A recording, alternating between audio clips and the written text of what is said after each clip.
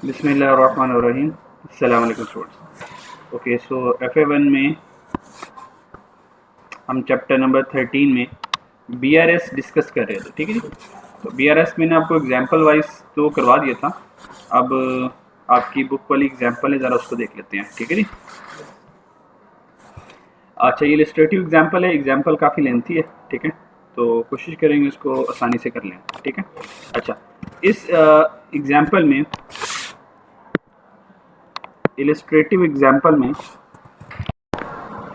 Examiner ने हमें 3 चीज़ें दी हैं।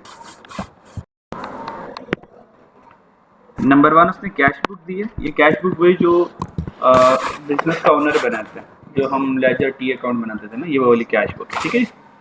अच्छा, कैश बुक उसने जो दी है, अब उसने रसीट डेबिट किया हुआ है, और हमें पता है रिसीट पैसों का आना डेबिट ही होता है, और पेमेंट जो है वो क्रेडिट की हुई है। ठीक है। और उसने जो फॉर्मेट यूज़ किया हुआ है वो एक कंप्यूटर सॉफ्टवेयर यूज़ किया हुआ है। तो कंप्यूटर सॉफ्टवेयर लेजर नहीं, मतलब इस तरह से रनिंग बैलेंस बनाता है।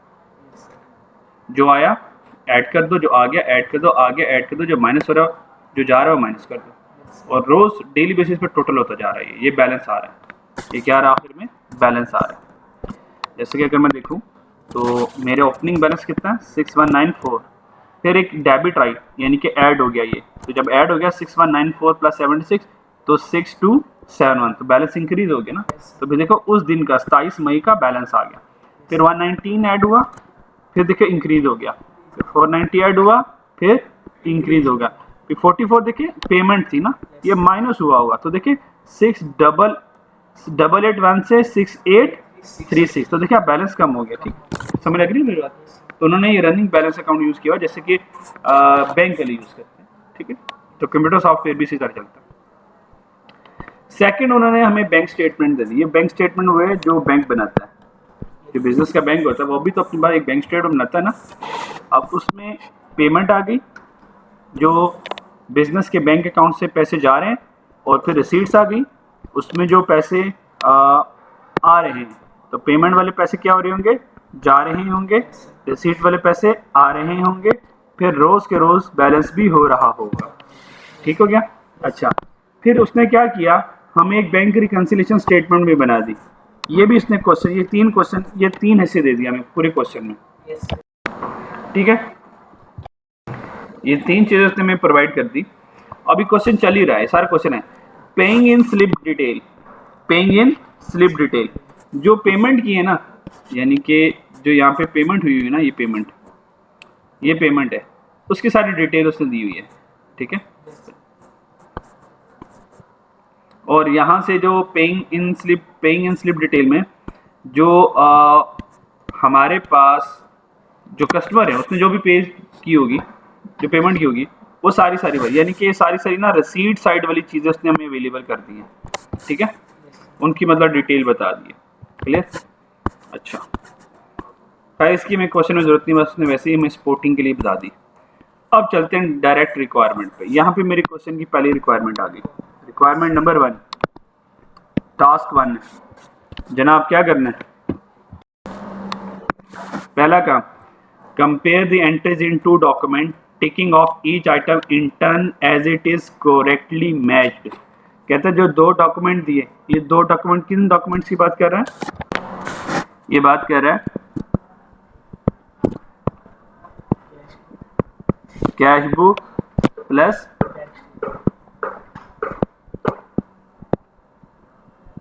बैंक स्टेटमेंट की बात कर रहा है। कहता है इन दोनों को रीड करो और मैच करते रहो। ऑब्वियस फिर जो मैच नहीं होगा, फिर वो कैश बुक में एरर आएगा, या बैंक स्टेटमेंट में टाइमिंग डिफरेंस में अनप्रेजेंटेड चेक या अनक्रेडिटेड चेक, जिनको लॉजमेंट्स भी कहते हैं, वो आ जाएंगे। टास्क नंबर 2 हमने भी ऐसे किया था, शुरू में मैच किया था। Update cash at bank general ledger account to include the transaction shown on the bank statement that are not yet in the general ledger। हमने ऐसे किया था कि जो कैश बुक में ट्रांजैक्शन नज़र नहीं आ रही और बैंक स्टेटमेंट में है, तो फिर हमें कैश बुक में वो इंक्लूड करनी चाहिए, तो हम क्या करेंगे, यहाँ से एडजस्टेड कैश बुक बनाएंगे। क्या बनाएंगे? एडजस्टेड कैश बुक बनाएंगे, यानी कि कैश बुक को करेक्ट करेंगे दोबारा से। फाइनल टास्क, ठीक है, कह रहे हैं calculate the closing balance on cash at bank general account as it में। हमने कहा तुम्हें कहने की जरूरत नहीं थी, जब हमने एडजस्टेड कैश बुक करना था तो उसका क्लोजिंग बैलेंस करेक्ट निकल ही आना था, तो इसकी कोई टेंशन नहीं है। तो आखिरी टास्क बनेगा हमारा टास्क नंबर 4,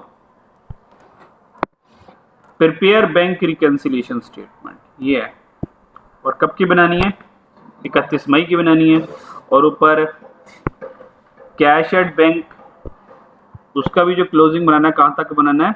31 मई तक का बनाना है। रिक्वायरमेंट की समय लग गई। चलो अब हम चलते हैं ज़रा ऊपर, कैश बुक और बैंक स्टेटमेंट की ज़ियारत करते हैं, ठीक है जी। ये बैंक स्टेटमेंट आ गई, ये वाली बैंक स्टेटमेंट आ गई मेरे पास, और ये ऊपर क्या आ गई? कैश बुक आ गई। यहाँ पे लिख लेता हूँ, कैश लिखे हुआ वैसे अपने लिए ज़रा आसान लिख लेते हैं, कैश बुक आ गई। अब बैंक स्टेटमेंट ना नीचे, तो मैंने सामने रख लिया ज़रा, ताकि मुझे क्रॉस करने में, टिक करने में, मैच करने में आसानी है। तो ये मेरे पास एक कैश बुक अवेलेबल थी और दूसरी मेरे पास ये बैंक स्टेटमेंट अवेलेबल थी, ठीक है। तो यही वाली ना शीट नंबर 27 पढ़ लेते हैं ज़रा। तो शीट नंबर 27 तो यही वाली है, ठीक है। तो मैंने ज़रा सामने रख दी है ताकि मैचिंग में मुझे आसानी हो जाए। Got it? अच्छा, चलें अब पहली रिक्वायरमेंट में चलते हैं। पहली रिक्वायरमेंट में चलने से पहले चले पहली रिक्वायरमेंट में चलते हैं और मैचिंग करते हैं। क्लियर? अच्छा, अब मैचिंग का रूल बताओ क्या थे?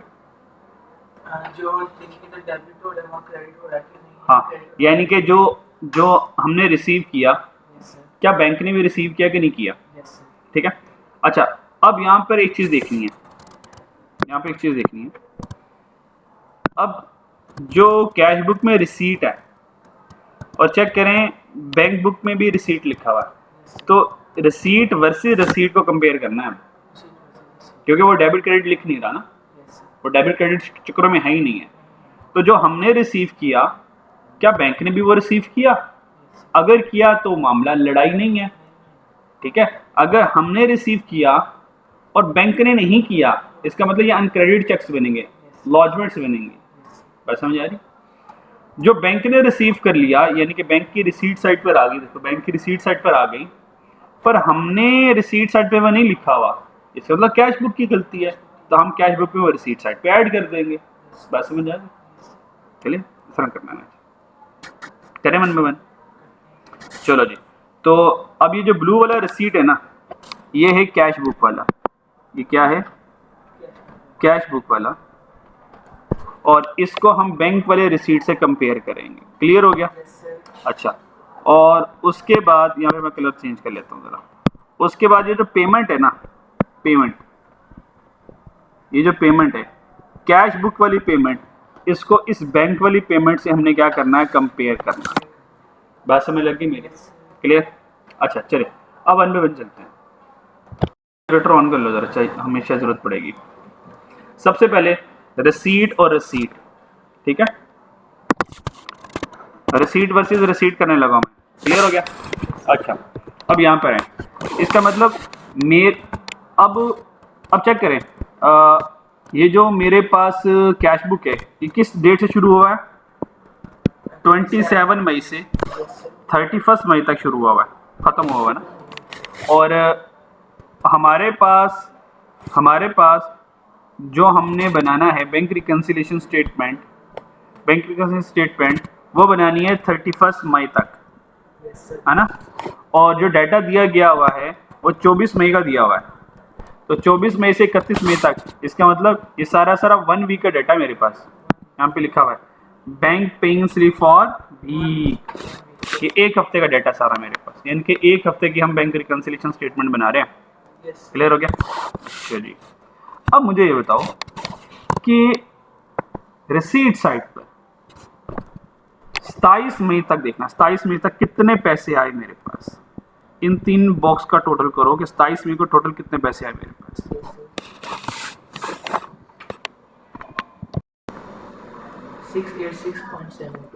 कितने पैसे आए? 686.72। ये रिसीट आई, ये पैसे आए। अब चेक करो कि ये बैंक में पैसे पड़े हुए हैं। चेक करो बैंक में, देखो रिसीट साइड पे 687 ये पैसे पड़े हुए हैं। क्लियर हो गया? इसका मतलब इनको क्रॉस कर दो फिर मैं, दोनों तरफ है ना, इनका तो कोई कसूर नहीं है। तो ये क्रॉस हो गया, यहाँ से ये क्रॉस हो गया। क्लियर? आगे चलें फिर। अब आगे चलें, मेरे पास आ गया 28 मई। अब 28 मई को दो रिसीट्स आई हैं, जरा इन दोनों रिसीट्स का टोटल करो क्या बनता है। ये देखते हैं पैसे पड़े कि नहीं हुए पड़े बैंक में। अभी तक कोई लड़ाई नहीं, मेरी और उनमें भी कोई लड़ाई नहीं हुई अभी तक।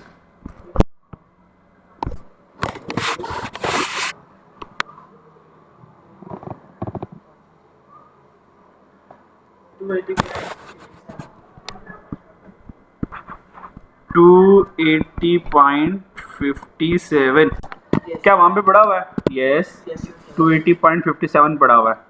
तो मेरा नहीं ख्याल कोई लड़ाई है इनमें। क्रॉस कर दें फिर, तो लो ये भी क्रॉस हो गया, ये भी क्रॉस हो गया। ठीक है जी, हम टिक नहीं करते, हम क्रॉस कर देते हैं सर। ठीक है जी, यहाँ तो कोई मसला। अब चेक करो, बैंक के पास कोई रिसीट नहीं आई है, बैंक के इसके अलावा कोई रिसीट नहीं। दो रिसीट थी, दोनों मैच कर गई कैश बुक से। इसका मतलब अगर हमारे पास जो पैसे आए हैं वो बैंक के पास नहीं, इसका मतलब बैंक में अभी तक वो क्रेडिट नहीं हुए, तो लॉजमेंट्स बनेंगे, अनक्रेडिट चेक्स बनेंगे। इसका मतलब पहला अनक्रेडिट चेक बनेगा 29 को, वो एक ही है। तो कह सकता हूँ कि 365, ये जो 365 है ये मेरे पास अनक्रेडिट चेक्स बन गए। और फिर 30 मई वाले दिन, 30 मई वाले दिन देखो, ये 30 मई वाले सारे, ये सारे शहजादे, ये भी अनक्रेडिट चेक्स बन गए मेरे पास, क्योंकि मेरे पास आए, बैंक के पास पैसे नहीं है वाले। और उसके बाद 31 मई वाले दिन 441.92, तो ये मेरे पास कितने अनक्रेडिट चेक्स बन गए? 3। यहाँ पे लिखता हूँ अनक्रेडिट, ठीक है, अनक्रेडिट चेक। और ये भी बन गया अनक्रेडिट चेक, यूसीसी लिख रहा हूँ, अनक्रेडिट चेक, ये बन गया मेरे पास अनक्रेडिट चेक। ठीक है बच्चों, तो हमने क्या किया, हमारे पास दो रिसीट 686 की थी, बैंक के पास भी 686 थी, मैच करके हमने क्रॉस कर दिया। अगली रिसीट हमारे पास 28 मई को आई 280 की, तो 280 हमारे पास भी थे, बैंक के पास भी थे, हमने क्रॉस कर दिया, मैच कर गया। अब हमारे पास 29 को एक रिसीट आई है, 30 को रिसीट्स आई हैं, 31 को रिसीट्स आई हैं, तीनों रिसीट आई हैं, लेकिन वो तीनों रिसीट अभी तक बैंक में किसी वजह से ना क्रेडिट नहीं हो पाए। तो ये मेरे बन गए अनक्रेडिट चेक, यूसीसी लिख लिया मैंने, अनक्रेडिट चेक्स। क्लियर हो गया? समझ लग गई? ये हमने रिसीट वर्सेस रिसीट कंपेयर कर लिया, मैच कर लिया, ये मेरी रिक्वायरमेंट नंबर 1 पूरी होगी। अब पेमेंट वर्सेस पेमेंट को करने लगा हूँ, पेमेंट वर्सेस पेमेंट को करने लगा हूँ। आए ज़रा। अच्छा, पहली पेमेंट मेरे पास आई 27 और उनके पास 27 में 294 पड़ा हुआ है। ठीक है। अच्छा, अब दो सूरतें हाल हो सकती हैं, आप इंडिविजुअल पेमेंट को भी कंपेयर कर सकते हो और टोटल को भी कंपेयर कर सकते हो, अगर आपको इंडिविजुअल नज़र नहीं आ रहा। जैसे कि अगर मैं 76 हो ना, मेरे पास 76 आए शुरू में कमर लिमिटेड से,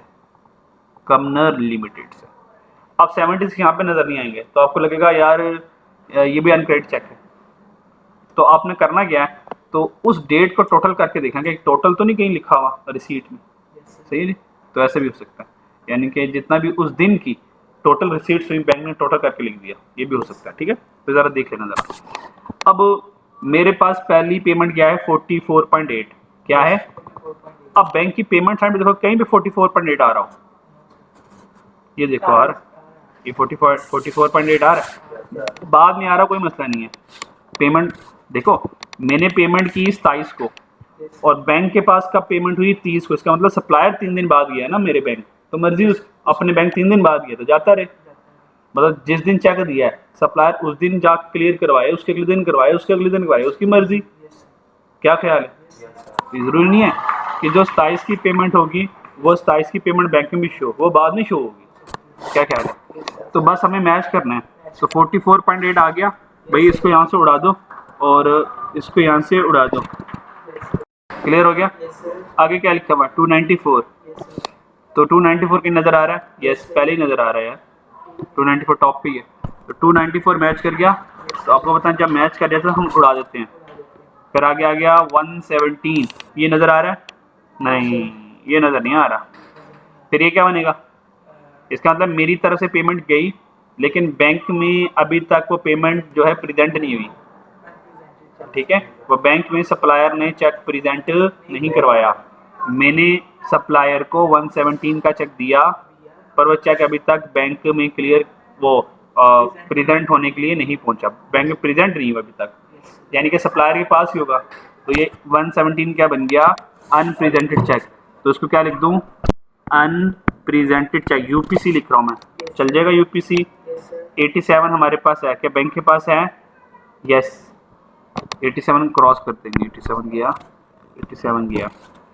फिर आगे चलें, 32 हमारे पास है, बैंक के पास 32 नहीं है। तो 32 क्या बन गया?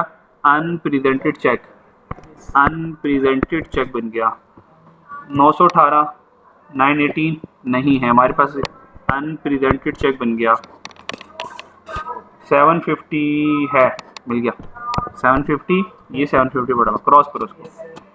111 नहीं है, उड़ा दें। अनप्रेजेंटेड चेक, अनप्रेजेंटेड चेक बन गया।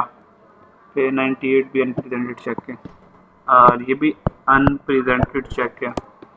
और 59 भी अनप्रेजेंटेड चेक है, अनप्रेजेंटेड चेक। 115 भी unpresented cheque, unpresented cheque. 643 unpresented cheque. 17 भी अनप्रेजेंटेड चेक, और ये भी अनप्रेजेंटेड चेक। क्लियर है? अब दो चीज़ें रह गई यार। कैश बुक तो सारा मैंने फिल कर लिया, लेकिन बैंक में दो चीज़ें जिंदा रह गई हैं। बैंक में दो चीज़ें जिंदा रह गई हैं। इसका मतलब 153 है ना, और ये 14। इसका मतलब ये बैंक में पेमेंट की है, लेकिन ये मेरी पेमेंट साइड पर नहीं आ रही। तो इसका मतलब कैश बुक में एरर आएगा कि नहीं आएगा? लेकिन 153 के मुतालिक मुझे एक बात पता चल गई यार, ये 153 अनप्रेजेंटेड चेक है। ये 153 क्या था? अनप्रेजेंटेड चेक है, और ये उस वक्त की बीआरएस बन गई है। तो इसका मतलब 153 का डू नथिंग, कुछ नहीं करूँगा। यानी कि ये यानी कि 24 मई तक की बीआरएस में 153 एडजस्ट हो चुका हुआ है कैश बुक में। तो डू नथिंग, इसका तो कुछ नहीं होगा। इसका कुछ नहीं, क्यों नहीं करूँगा? क्योंकि 2024 की बीआरएस में 153 अनप्रेजेंटेड चेक के नाम से आ चुकी है। क्या ख्याल है? इसका मतलब क्या है? मैं ये सोच रहा था ना यार, ये 153 तो बैंक में पेमेंट पे है, लगता है मैंने पेमेंट साइड पे नहीं लिखी हुई, लेकिन ये बीआरएस में अनप्रेजेंटेड चेक ये शो कर रहा है 153 का कि भाई 153 मैं लिख चुका हूँ, वो यहाँ पे नहीं लिखी हुई थी, तो हमने यहाँ पे एडजस्ट कर दिया 153 हो चुकी हुई है। तो 153 का तो डू नथिंग। अब रह गया 14 बेचारा, इसे क्या करूँ? Bank charges. इसका मतलब ये है बैंक से पैसे कम हो चुके, बैंक की पेमेंट साइड पे लिखा, पर कैश बुक की पेमेंट साइड पे ये नहीं लिखा हुआ। तो इसको तो कैश बुक में जाना चाहिए ना। ये कहाँ जाएगा? सीबी में। कैश बुक में जाएगा, तो मैं सीबी लिख लेता हूँ। ये मैचिंग होगी सारी। ठीक हो गया? बस अब अगले 5 मिनट में मेरा सारा सवाल खत्म हो जाएगा। क्लियर हो गया? क्वेश्चन कह रहे हैं? चलें, हमने क्योंकि टी अकाउंट से सीखा हुआ है, तो मैं टी अकाउंट ही बना देता हूँ। चलेगा काम? तो सबसे पहले हम क्या बनाएंगे? Adjusted cash book.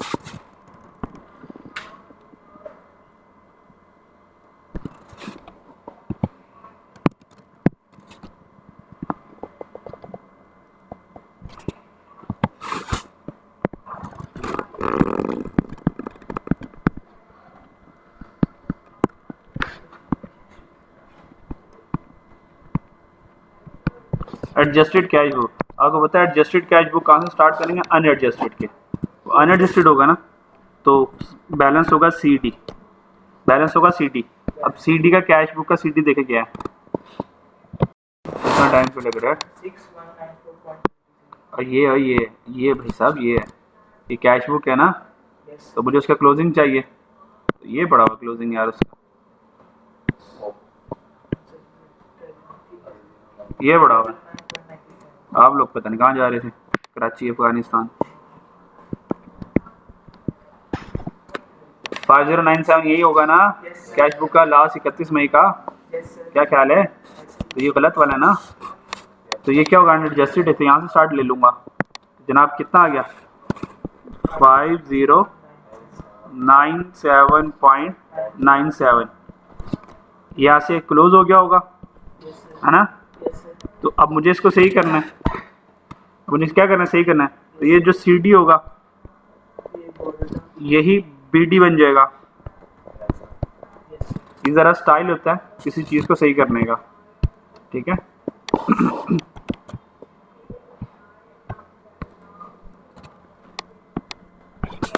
तो कितना आ गया 5097.97, तो इसमें से एक माइनस करना है बस, बैंक चार्जेस।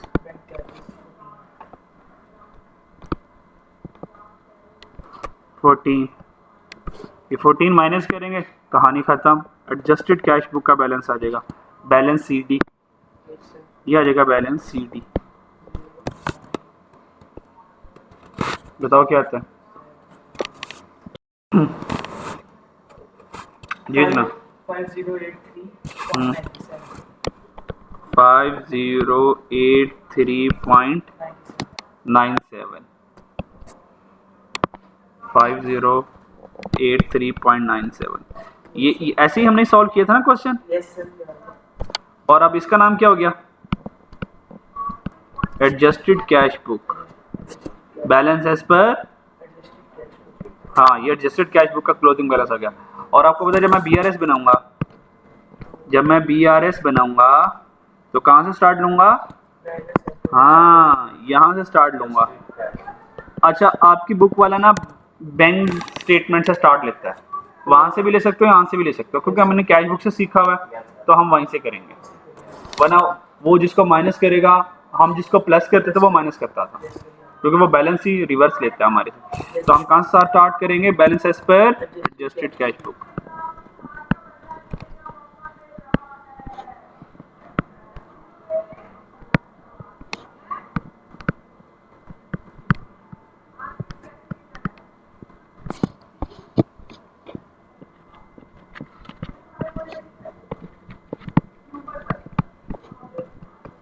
जनाब कितनी आ गई 5083.97।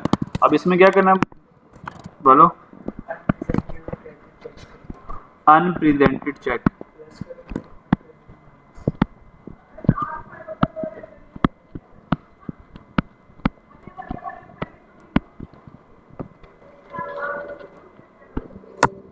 जनाब अब आ जाए लंबी लिस्ट पे, अनप्रेजेंटेड चेक सारे पे आ जाए। अब जहाँ पे मैंने लिखा हुआ था ये वाला है, ये लाल वाले UPC सारे UPC ढूंढ के ला दो मुझे। ठीक है। अच्छा अगर मैं यहाँ पे जैसे कि 117.23 है 27 में हिल एंड कंपनी है, मैं नाम ना लिखूँ सी अमाउंट लिखूँ, काम चल जाएगा, संभालोगे आप। पर आपने सारे नाम शाम भी नहीं लिखने, क्योंकि आपने लिखने नहीं ना, MCQ जाएगा, तो आपने अमाउंट ही चाहिए आपको। ठीक है, तो बस मैं अमाउंट लिख दूँ, काम चल जाएगा। ठीक है, तो मैं बस डेट के साथ अमाउंट लिख देता हूँ। अच्छा जी, पहला वाला 27 मई को है,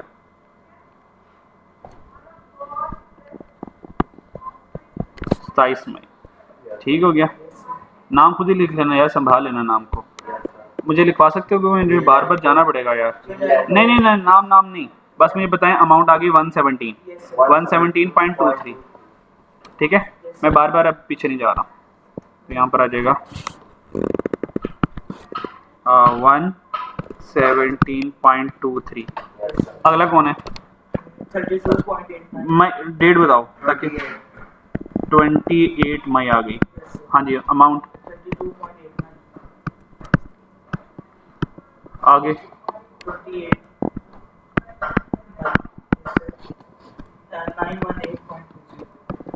918.20 और आगे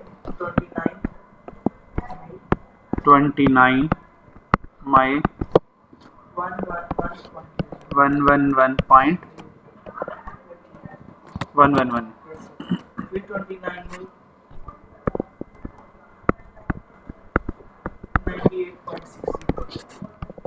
98.60 yes sir, और 30 में जो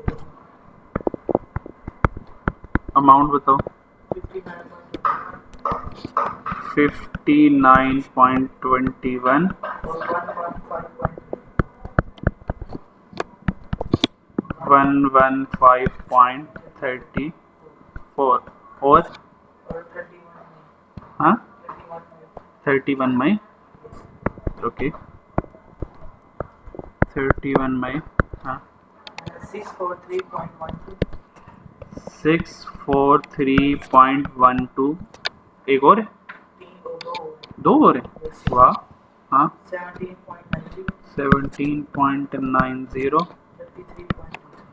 33.23 33.23 yes sir, चलो जवान शुरू जो ठहरो मेहनत वाला काम दे दिया उन्होंने yes sir,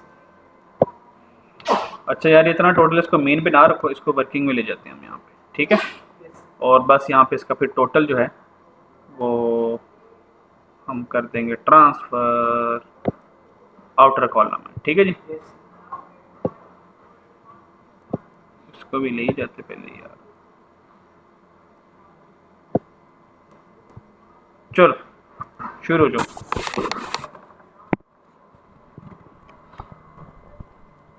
उस्मान तुम भी कर लो, मैच हो जाएगा, ज़रा रिकनसाइल हो जाएगा। अब दो में ऐसे ना एक का गलत हो जाए। इन सब का ग्रैंड टोटल बता दो मुझे क्या है।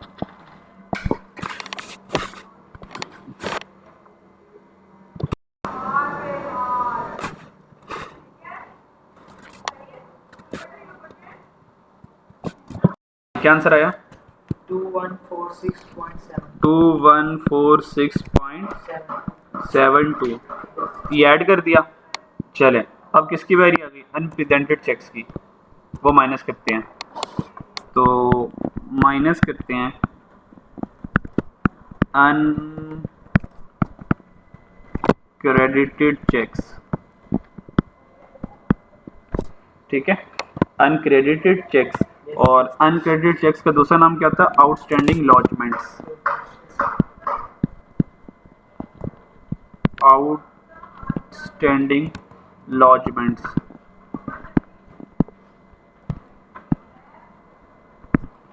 ठीक है। ये हम करते थे माइनस, क्लियर हो गया? yes sir, हाँ ज़रा यार, अब ये वाले ढूंढने, UCC किधर गए मेरे? ये नीले वाले नज़र आ रहे हैं, yes sir, ये वाले, ठीक है। अच्छा और यहाँ से आप लोगों ने ढूंढे थे, इसको ज़रा पिंक वाले कर लेते हैं। अनप्रेजेंटेड एक ये था जो आपने मुझे लिखवाया, एक ये था, एक ये था, और ये था, एक ये था, ये था, ये था, और एक तो ये पिंक वाला अनप्रेजेंटेड चेक मैंने कर दिया सारे, ताकि सारे देखने था ना। अच्छा अब पहला वाला कितना है? 365, 29 का, फिर 30 का, फिर 31 का, तीन ही है, ठीक है, 3 डेट्स के हैं। चलें जी, तो पहले वाला कौन था? 29 का, है ना। पहले वाला yes sir, 365.7 29 मई कितना था? 365.70। चलो जी पहला ये था। फिर आ गया 30 मई जनाब, 48.60। हाँ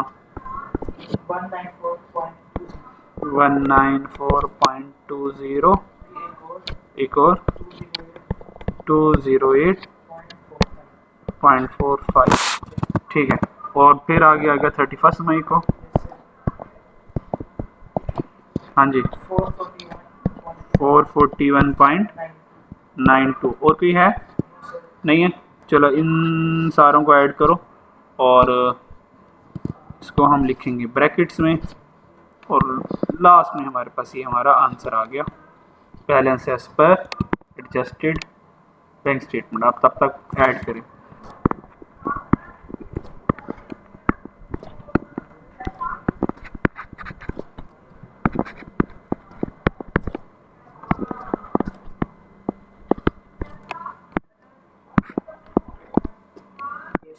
balance as per bank statement 1 जी जनाब। 1258.87। चलो अब प्लस माइनस करो।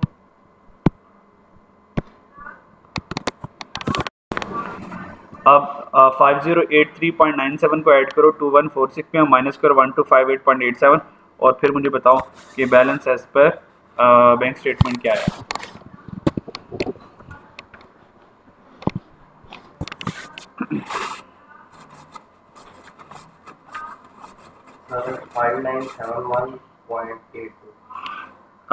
आंसर आया 5, 971 सबर करो, 5971.82।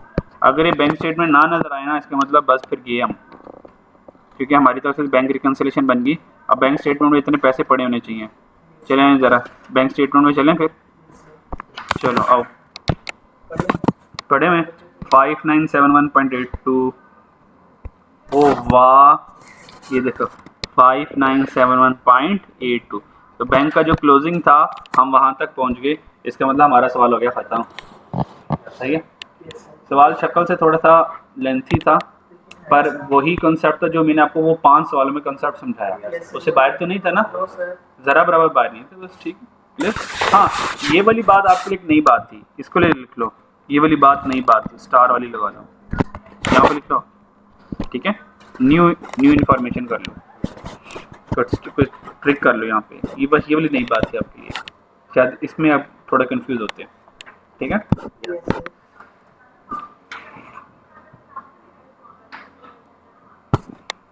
तो यहाँ पे 153 में इसको लिख रहे हैं न्यू कंसेप्ट।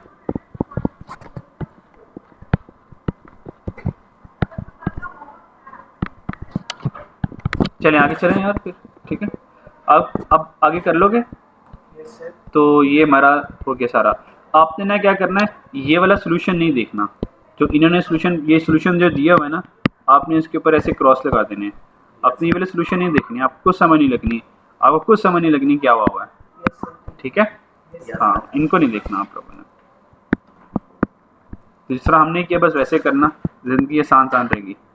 अब उन्होंने देखो एडजस्टेड कैश बुक को दोबारा सारा रीड्राफ्ट किया हुआ है, तो बस हमने देखे छोटा सा एडजस्टेड कैश बुक बनाई हमारी वाली, इधर गई बस ये वाली इतनी सी, क्योंकि ये एडजस्ट करना था, बस ये करना बस, ठीक है।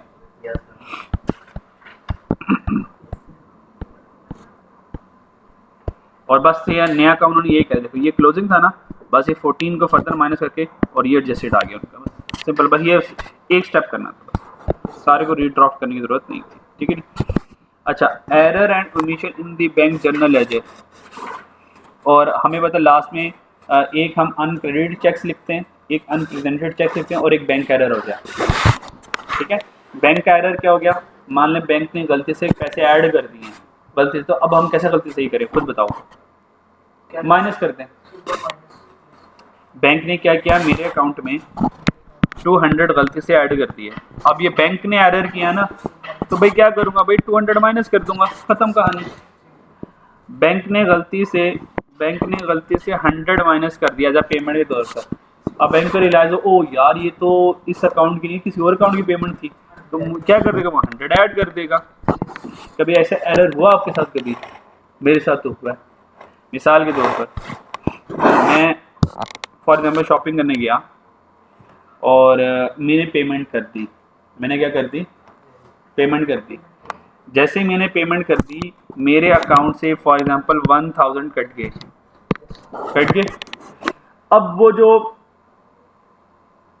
शॉप है, शॉपकीपर है, जिसके पास वो इलेक्ट्रॉनिक डिवाइस है, उसको 1000 रिसीव होने चाहिए थे, उसको रिसीव नहीं हुए, बीच में ही डिवाइस में एरर आ गया या नेटवर्क एरर आ गया या कुछ हो गया, यानी कि मेरे अकाउंट से पैसे माइनस हो गए पर उसके अकाउंट में ऐड नहीं हुए, तो डेबिट के वर्सेस क्रेडिट नहीं हुआ। क्या ट्रांजैक्शन कंप्लीट हुई? वो कहेगा सर मुझे पैसे नहीं आए। मैंने कहा यार मेरे से तो कट गए। तो फिर शॉपकीपर ने, मैंने कहा चलो सब्र करो, वेट कर लो, थोड़ा सा वेट कर लो। तो हमने 5 मिनट वेट किया। अब बैंक ने जब मेरे अकाउंट से माइनस किए 1000 और बैंक ने अब उसी 1000 को पहुंचाना था उस शॉपकीपर के अकाउंट में, तो वो बीच में उसके पास गया ही नहीं, बीच में एरर आ गया। अब बैंक ने कहा यार मैं कस्टमर से तो 1000 ले बैठा हूँ पर कस्टमर के सप्लायर को 1000 पहुंचा ही नहीं है, तो एरर आ गया। अब बैंक क्या करता है, जो उसने मेरे 1000 डिडक्ट किए थे वो मेरे अकाउंट में रिवर्स कर देता है। तो 5 मिनट बाद देखा वो जो मेरे अकाउंट से पैसे गए थे वो सारे वापस आ गए। हमने फिर दोबारा ट्रांजैक्शन की, फिर मेरे अकाउंट से पैसे माइनस हो गए और उसके बाद फ़ौरन ऐड हो गए, तो ट्रांजैक्शन सक्सेसफुल कंप्लीट हो गई। अब दोबारा मेरे अकाउंट में पैसे वापस नहीं आए। ठीक है, ऐसा हो जाता है, ये होता है एरर इंडिकेशन। ठीक है, तो जब एरर होता है बैंक फ़ौरन रेक्टिफाई कर देता है। क्लियर? हाँ, पहले वक्त लगते थे, अब तो माशाल्लाह सारे डिजिटल दौर चल रहा है, तो अब तो रेक्टिफिकेशन बड़ी आसान हो गई है। अब तो कंप्यूटर सॉफ्टवेयर हैं वो एरर लम्हों में डिटेक्ट कर लेते हैं और उसको खुद ही रेक्टिफाई के लिए बता देते हैं। और सम टाइम तो सॉफ्टवेयर इतने अच्छे हैं माशाल्लाह, वो खुद ब खुद रेक्टिफाई भी कर देते हैं, कहते हैं तुम्हें टेंशन लेने की ज़रूरत नहीं है। क्लियर हो गया? Yes sir.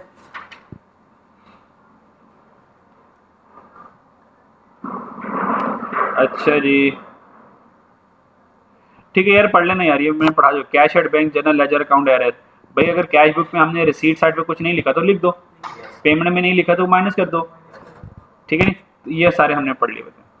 अब एक छोटी सी एक्टिविटी है 2 है, तो ये कर लेना ज़रा। ठीक है, नन्ही मुझे एक्टिविटी है बस, बहुत ये तो बहुत बेसिक सी वाली है होमवर्क में, और एक्टिविटी 3 भी आपकी होमवर्क में है। सही है?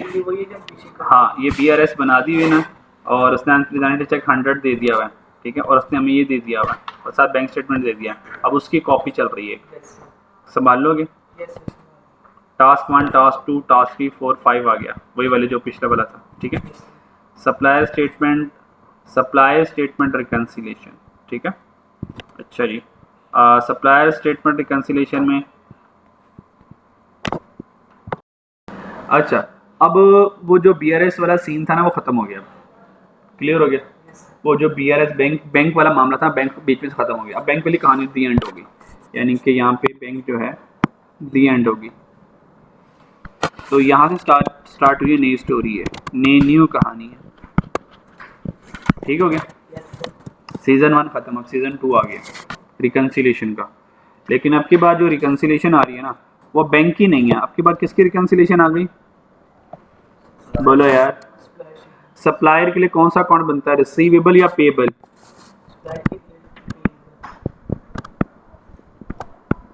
यानी कि परचेज लेजर बनता है ना, परचेज लेजर कंट्रोल अकाउंट या क्रेडिटर कंट्रोल अकाउंट या पेबल कंट्रोल अकाउंट जिसको कहते हैं। तो पेबल अकाउंट हम इसको रिकनसाइल करेंगे और ये देखेंगे कि जो सप्लायर को पेमेंट करनी है क्या उतनी ही करनी है जितनी नज़र आ रही है या कोई कम ज़्यादा करनी है।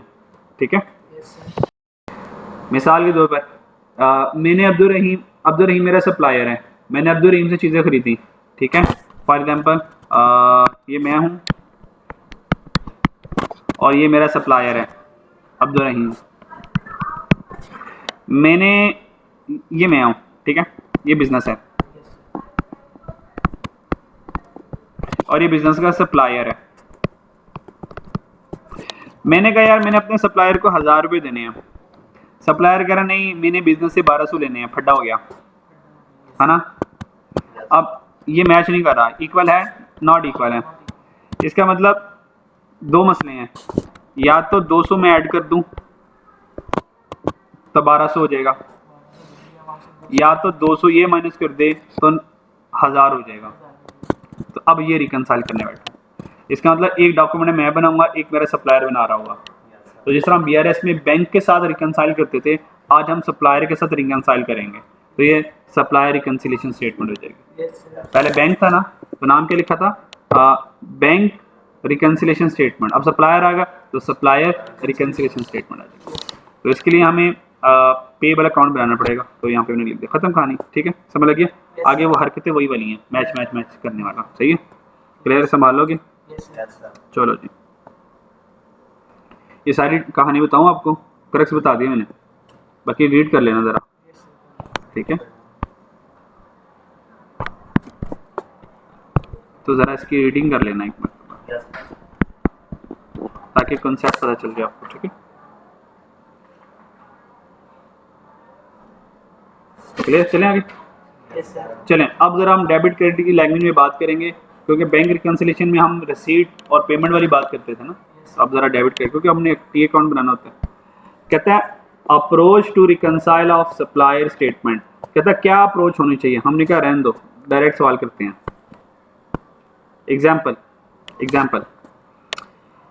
एग्जाम्पल में हमारे पास 6 मई, 24 जून, फिर आ गया, फिर मई जून आ गया, और the payable ledger account number for this supplier is 71003। ये इसका अकाउंट नंबर आ गया, ठीक हो गया? क्लियर? अच्छा, अब हमने क्या करना है, टास्क क्या है? Show the supplier account for May and June and carry forward the balance on the account at the end of June. कहता मई और जून का ना सप्लायर का अकाउंट बना दो, ये हमारी रिक्वायरमेंट है। Show the supplier account for May and June, और जो बैलेंस कैरी डाउन होगा उसको कैरी फॉरवर्ड कर दो जून के महीने में, यानी कि जो मई का क्लोजिंग होगा वो जून का ओपनिंग बन जाएगा, ठीक है? और जो जून का क्लोजिंग होगा वो फिर जुलाई का ओपनिंग बन जाएगा। कोई मसला यहाँ तक? ठीक है जी, ये करते हैं, ठीक है। ये आसान है, मुश्किल नहीं है यार। खुद सॉल्व कर दूं या यहाँ से इसके सोल्यूशन से समझा दूं? खुद सॉल्व कर लें, चलो ठीक है, खुद सॉल्व कर लेते हैं। वैसे हमारा सप्लायर है कौन है? हमारे सप्लायर का नाम क्या है? New supplier MNP। हमारा सप्लायर कौन है? MNP। तो किसके नाम का अकाउंट बनाएंगे? MNP के नाम से अकाउंट बनाएंगे, ठीक हो गया? तो हमारे परचेज लेजर कंट्रोल अकाउंट नाम भी है, क्रेडिटर कंट्रोल अकाउंट नाम भी है, और MNP भी, MNP अकाउंट भी बना सकता हूँ। सारे नाम हम यूज़ कर सकते हैं, ठीक है? तो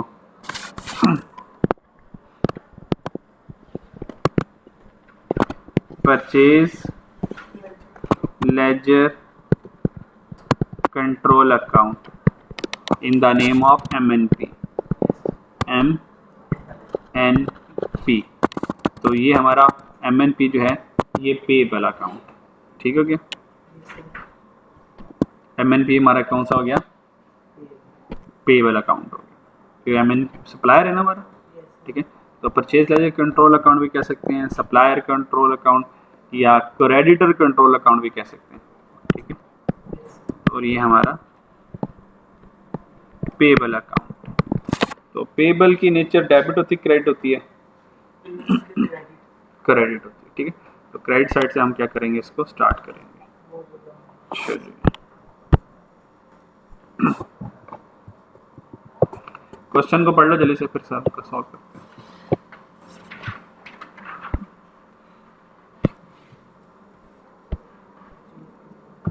ये क्वेश्चन पढ़ लिया? चलें जी, हमारे पास पेबल का अकाउंट आ गया, ठीक है? तो पेबल का सब, क्योंकि ये पेबल का अकाउंट है तो सबसे पहले यहाँ पे BD आ जाएगा। क्या आ जाएगा? BD आ जाएगा। तो 6 मई को देखो कोई BD वाली बात लिखी हुई इसने, ओपनिंग बैलेंस वाली की बात लिखी हुई, परचेज गुड्स है, नहीं ओपनिंग नहीं है। इसका मतलब इस सवाल में ओपनिंग नहीं है, अगर होता तो मैं यहाँ पे लिख देता, ओपनिंग नहीं है तो मैं स्पेस छोड़ देता हूँ। अच्छा, फिर 6 मई को परचेज गुड्स, जब हम देखें ये कौन सा अकाउंट है, और बोलो ना यार, पेबल अकाउंट है। इसका मतलब हर वो ट्रांजैक्शन, हर, और पेबल के नीचे डेबिट होती है, क्रेडिट होती है, इसलिए मैंने BD क्रेडिट साइड पे लिखा। बस समझ आती है मेरी? हर वो ट्रांजैक्शन जिससे पेबल ज़्यादा होगा, क्या कहा मैंने? बोलो ना यार, हर वो ट्रांजैक्शन जिससे पेबल ज़्यादा होगा वो क्रेडिट साइड पे लिखी जाएगी, और हर वो ट्रांजैक्शन जिससे पेएबल कम होगा, क्योंकि पेएबल का कम होना क्या होता है? डेबिट, तो उसको डेबिट साइड पे लिखूंगा। क्या मेरी बात समझ लगती है? ये सिंपल सा फॉर्मूला है इसका, बात समझ लगती है? आसान, इससे आपको रट्टा नहीं लगाना पड़ेगा। अच्छा ये डेबिट ये क्रेडिट, समटाइम बच्चे रट्टा लगा लेते हैं, परचेज डेबिट आएगी ये क्रेडिट आएगी, ठीक है? तो बस कंसेप्ट याद रख लो, बाकी वो जो मर्जी नाम दे दे, तो आप कंसेप्ट अप्लाई करोगे तो जिससे पेबल ज़्यादा होगा credit, payable come debit, simple is that. अच्छा, अब परचेज गुड्स ऑन क्रेडिट है, तो इससे पेबल ज़्यादा होगा या कम होगा? ज़्यादा। अगर ज़्यादा होगा तो किस साइड पे लिखूँ? बस क्रेडिट साइड पे लिखता हूँ।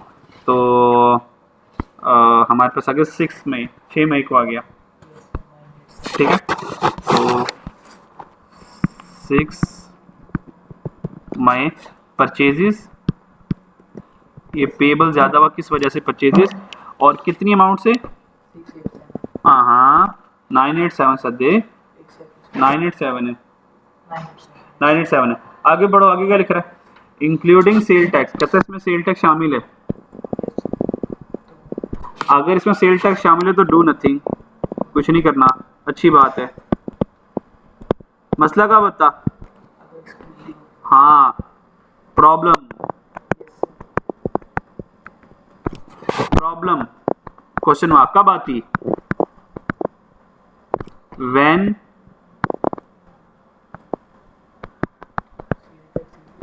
सेल टैक्स इज एक्सक्लूडेड, तो मसला आता जब सेल टैक्स एक्सक्लूडेड होता, तो फिर मैं क्या करता? ऐड करता सेल टैक्स, ऐड करता सेल टैक्स बस। तो अब ठीक है, शामिल है, हमने कहा अच्छी बात है शामिल है। 987 जल्दी से लिख लो। तो हमने क्या कर लिया यहाँ पे 987 लिख लिया, कोई टेंशन? ये 6 मई को हो गई। अब आ जाए 24 मई को। 24 मई को क्या किया? Purchase goods on credit for which invoice is 1168 including sale tax शामिल है, अच्छी बात है।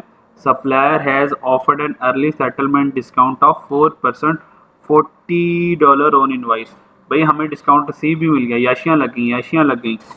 24 मई आ गया, 24 मई आ गया, और हमने क्या की? परचेजेस में सेल टैक्स शामिल है, 1168 शामिल है, और हमें 24 मई को याशी एक और लगी, डिस्काउंट रिसीव्ड हुआ हमें। डिस्काउंट रिसीव से पेबल ज़्यादा होता है या कम होता है? कितना मिला? 40 का, तो 40 लिख दूंगा इधर, बस हमें लिखती मेरी। आगे चलें। 6 में, 24 में, फिर 12 में आ गया। हाँ 5 जून, पहले मई वाले को ना फड़का दे। हाँ क्योंकि पहले मई खत्म होगा तो जून आएगा ना, कि जून के बाद दोबारा मई में जाएंगे, क्या ख्याल? पहले मई वाले को बोलेंगे। तो भाई 6 में आ गया। वैसे ना मुझे सबसे पहले 6 मई के बाद 12 मई पे जाना चाहिए था, और फिर 24 मई की बारी तीसरे नंबर पर आनी थी।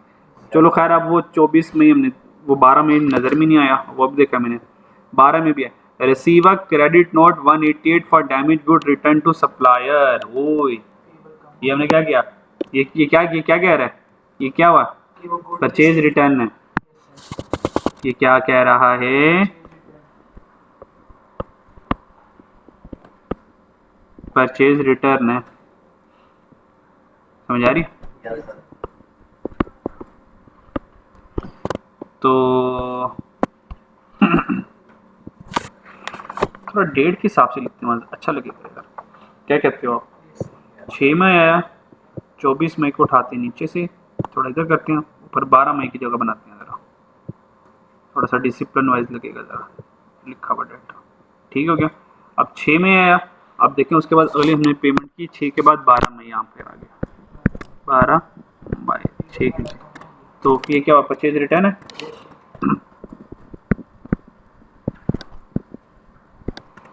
परचेज कितने की है? कितने की रिटर्न आई है? 188। तो ठीक है, 188 इधर लिख लें। क्लियर हो गया? अच्छा जी, उसके बाद मई में सारा मई ख़त्म हो गया। सारा मई ख़त्म हो गया, ठीक है। तो मई का क्लोजिंग फटका लें पहले, ठीक है। तो देखिए क्या बनता है, मई का क्लोजिंग क्या बनता है।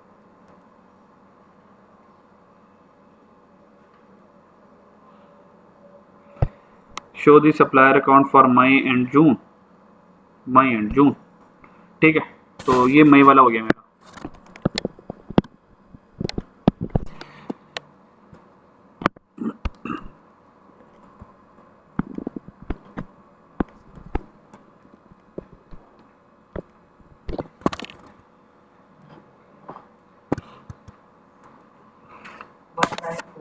क्रेडिट साइड का टोटल करो ज़रा, इन दोनों का टोटल करो। 2173 इधर भी आ जाएगा 2173, और इन दोनों को टोटल करो आप।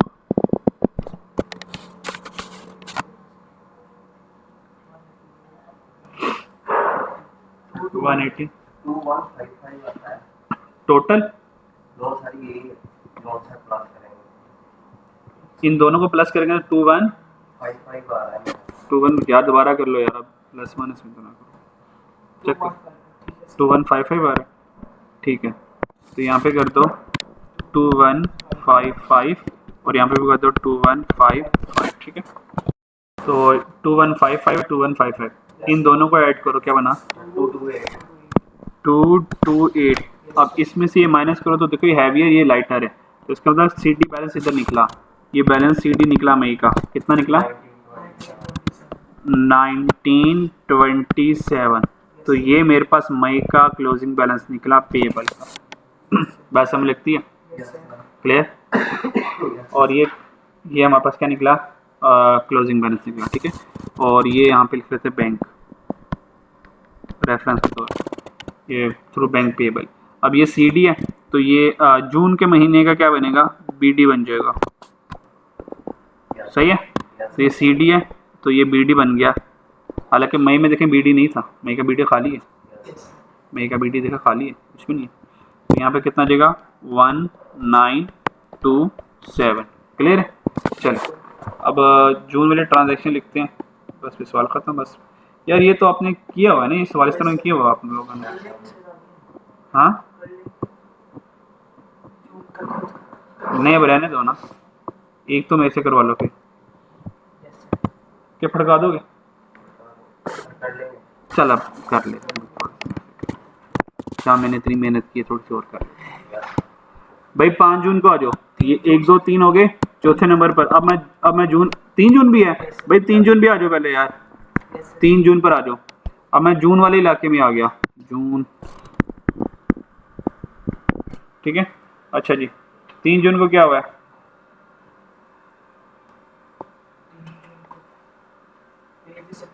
3 जून को क्या हुआ यार, आ जाओ ज़रा।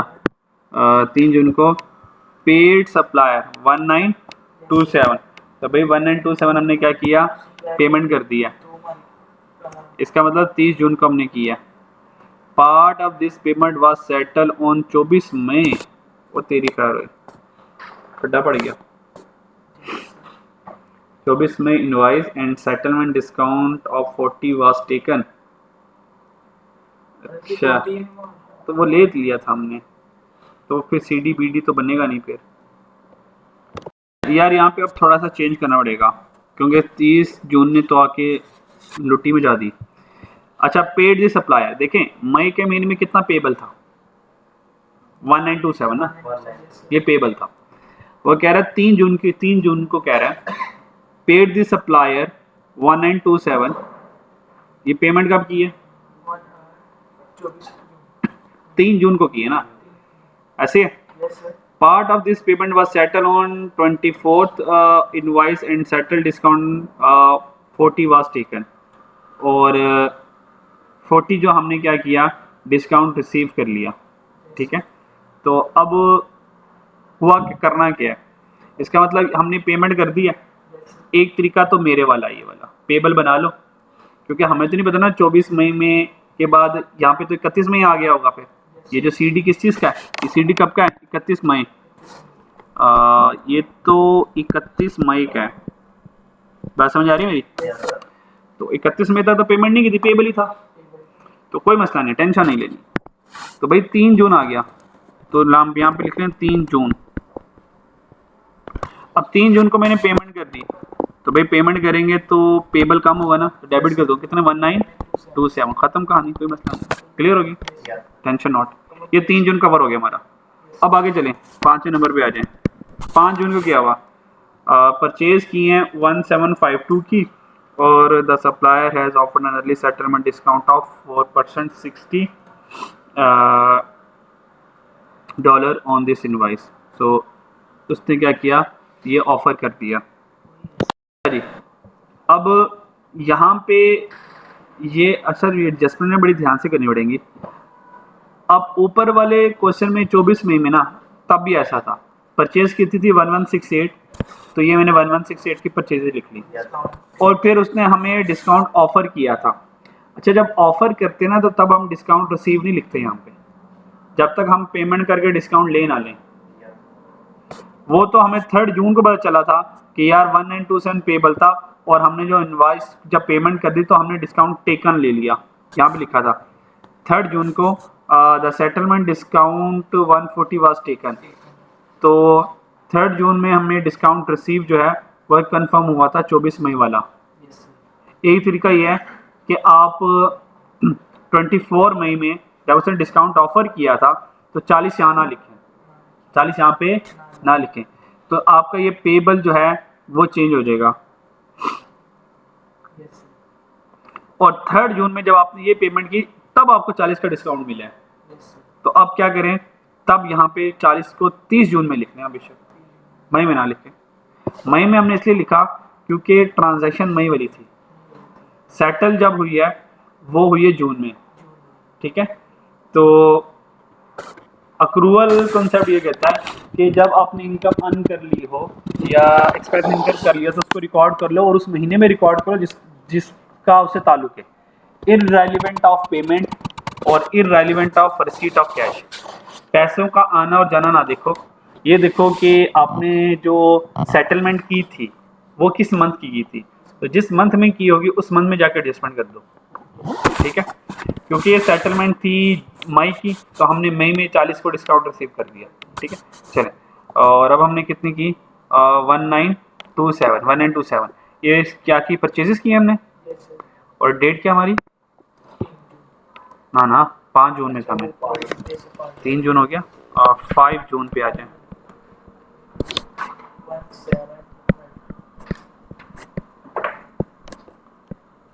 कितना आ गया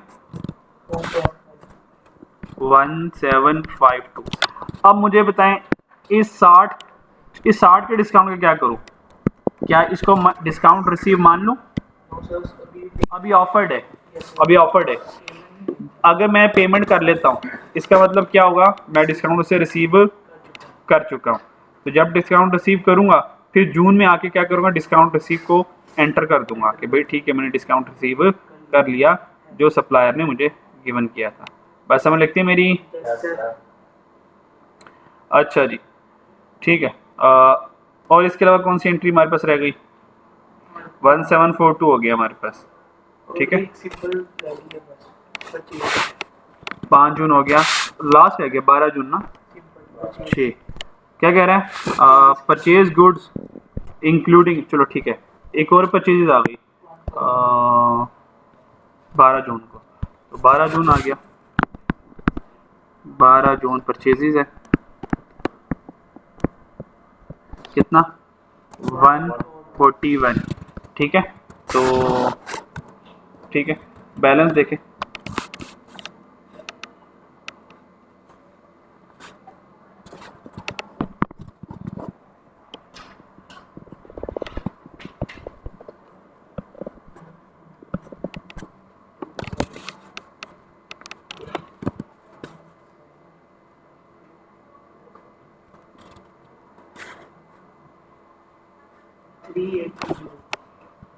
इन तीनों का टोटल क्या आया 3820, और इधर क्या आया 3820। अब 3820 में से 1927 माइनस करो तो ये हमारे पास CD बन जाएगा, और ये हमारा आंसर होगा 1893। ये हमारा जून का पेबल बनेगा, ठीक है। और उसने कहा था कि जून का आगे ब्रॉड फॉरवर्ड भी करना है, तो ये जो 1893 है ये जून का है, और ये आ जाएगा 1 जुलाई 1893 BD। लो जी, ये सारा आंसर आ गया। ये आ गया 1 जून, ये आंसर था। बस ये पेबल आ गया हमारे पास, लेजर आ गया। ठीक है,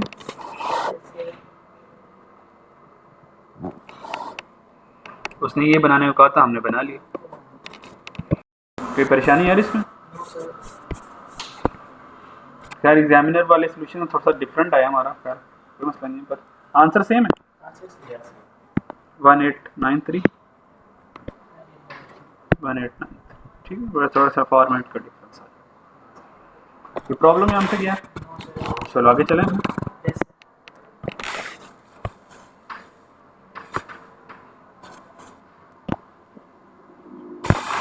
एग्जाम्पल 2,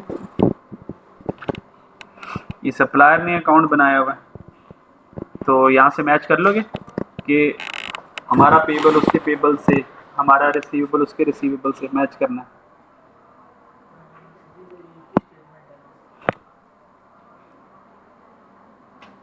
यहाँ पे आ जाएगा bank balance as per supplier statement, पर हम यहाँ से चलते हैं ना, हम यहाँ से चलते हैं नॉर्मली।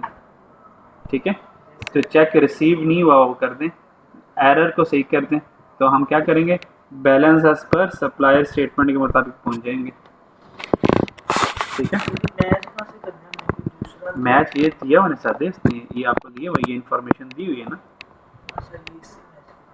ये आपको उसने इन्फॉर्मेशन दी हुई है, और उसने ये बताया हुआ, ये देखो थोड़ी सी इंग्लिश पढ़ो तो चीज़ें मिल जाएंगी। पेबल लेजर का उसने बैलेंस दिया हुआ, उसने बनी बनाई दे दिया आपने, और इनवाइस वाज एक्चुअली इतनी थी, ये एरर हो गया। A cheque for 2 was sent to MHB on May have been entered in W general ledger, कहता वहाँ पे एंटर हो गया, लेकिन लगता उसके पास नहीं पहुँचा। तो क्या करना है, रिकंसाइल करना है supplier statement to the balance. हाँ, यानी कि उसने ये क्या कर दिया, ये आपको बैंक स्टेटमेंट दे दी, ये क्या दे दी, पर यहाँ पे मैं बैंक स्टेटमेंट नहीं कह सकता, यहाँ पे मैं बैंक स्टेटमेंट नहीं कह सकता, यहाँ पे मैं ये यूज़ करूँगा सप्लायर स्टेटमेंट, यानी कि बैंक स्टेटमेंट की तरह आ गई। और ये क्या क्या हमारा कैश बुक आ गई, और ये 2 एरर्स आ गए। क्या इन दोनों एरर्स को सही करना है? हो नहीं जाएगा? हो जाएगा सर। अगर कैश बुक में एरर है तो यहाँ से स्टार्ट करूँगा ना 2804 से, और जो एरर होगा इधर होगा तो इधर सही कर लूँगा, नहीं तो यहाँ से स्टार्ट, ये वाला बैलेंस से balance as per adjusted cash book आ जाएगा, फिर उसमें जो अनप्रेजेंटेड चेक था वो ऐड, अनक्रेडिट चेक्स माइनस, और जो एरर होगा वो या तो प्लस होगा या तो एरर होगा, तो balance as per bank statement ये वाला आ जाएगा, ये वाला जैसे हम करते हैं 2464.16, और किस बैलेंस से स्टार्ट करेंगे, 2804.16 से स्टार्ट करेंगे, और अब इन दोनों को यहाँ पे लिख देंगे बस। क्लियर है? यहाँ तो देख लो कोई प्रॉब्लम है? ठीक है, हो ही गया मेरा सारा यार, ये सारा ठीक है, ये हमने कर लिया। ये हमारे पास आ गया पेबल लेजर, पेबल लेजर का आ गया बैलेंस। क्लियर हो गया? अच्छा, अब पहला एरर क्या हुआ हमसे, पहला एरर ये हुआ कि जो इनवाइस नंबर ये वाली है ना, इनवाइस नंबर 10196, वो हकीकत में थी 1602 की, यानी कि ये वाली इनवाइस की बात कर रहे हैं, और हमने कितने लिख लिया उसमें, 1602। इसका मतलब ये क्या, सप्लायर ने डेबिट साइड पे कंसीडर किया हुआ है। एक्चुअल इनवाइस कितनी थी, बोलो यार? 1602।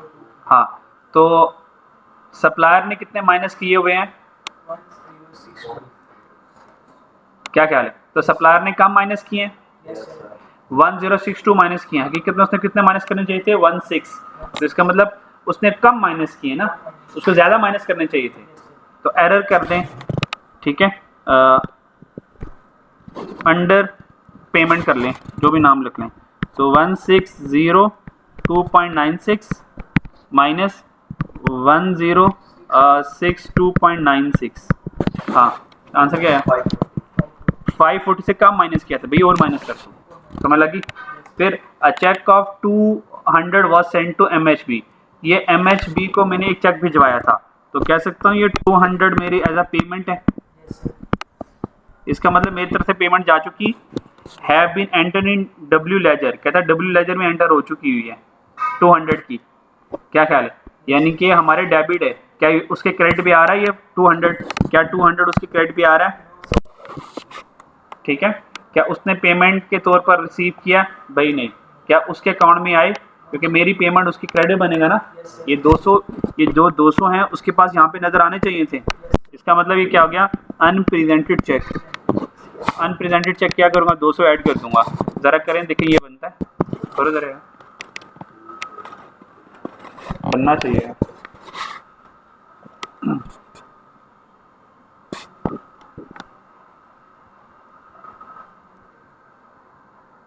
सर 2464.1 ठीक है, बन गया, बन गया। चेक करो तो देखो उसके अकाउंट में इतनी बैलेंस आ रहा है, रिकनसाइल हो गया, खत्म कर दो। यस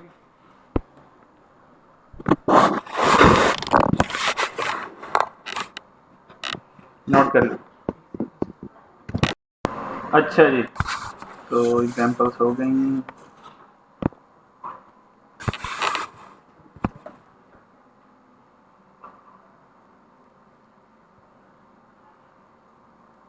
ठीक है, एक्टिविटी 4 है, होमवर्क भी चली जाएगी आसान सी, मुश्किल नहीं वाली।